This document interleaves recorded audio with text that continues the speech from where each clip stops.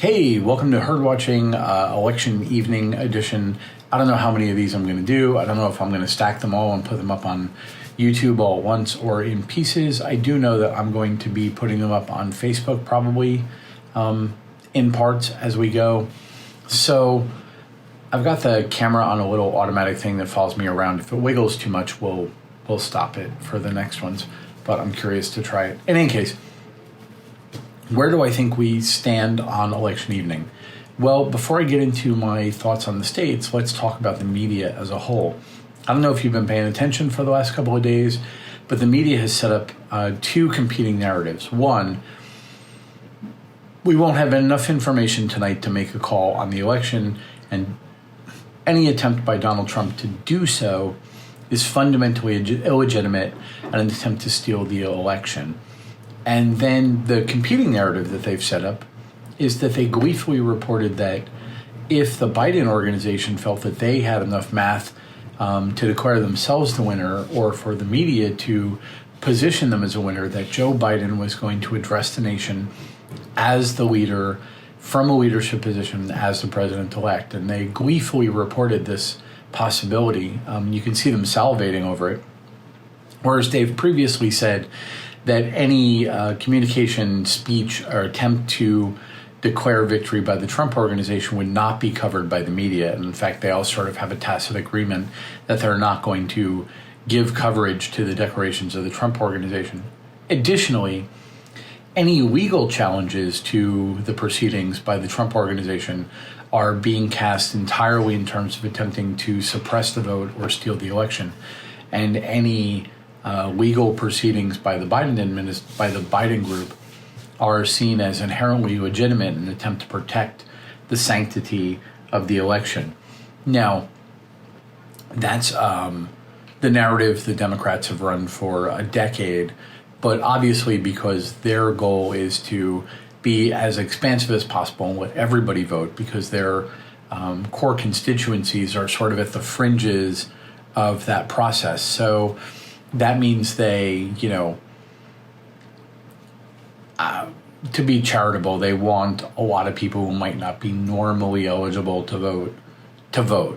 Whereas the Republicans have a really strong interest in not allowing that to happen. So it's kind of easy to cast defending the election laws and the integrity of the voter rolls as like voter suppression, when your core proposition is that literally everybody who has a heartbeat, and in the case of the Democrats maybe doesn't have a heartbeat, should be allowed to vote, okay. Anyway, so that's the thing, and you're going to see a lot of that. You're going to see a lot of this attempted spin that Biden is obviously winning and that the Trump organization is just sort of being really annoying about it. Beyond that, where are we with the vote as it stands at 7:52 in the evening? And here's my thought. I feel really good about Florida for Trump. And the reason is because we're seeing strong Republican turnout in like Miami-Dade. The last numbers I saw are that the Republican votes may be actually plus 1% Republican voters over the Democrats. And that's total votes, projected early votes, mail-in votes, and day of.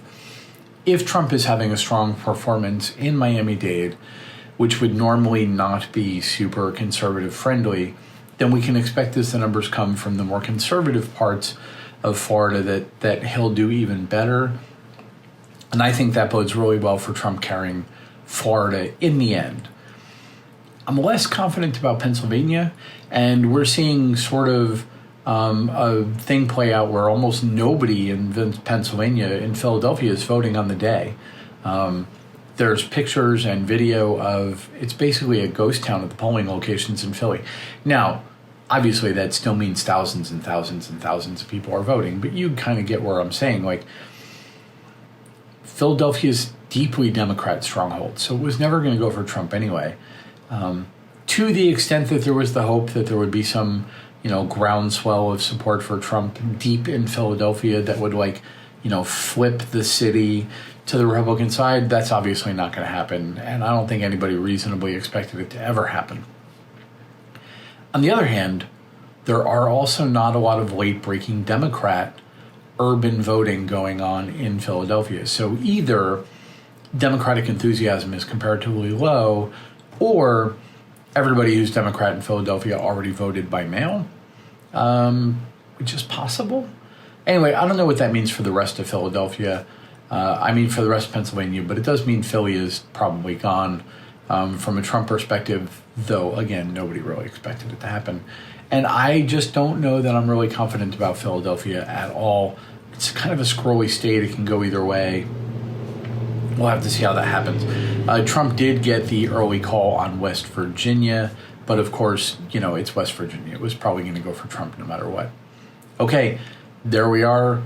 I'll probably see you again during the course of the evening, and I hope you're having fun. Bye, guys.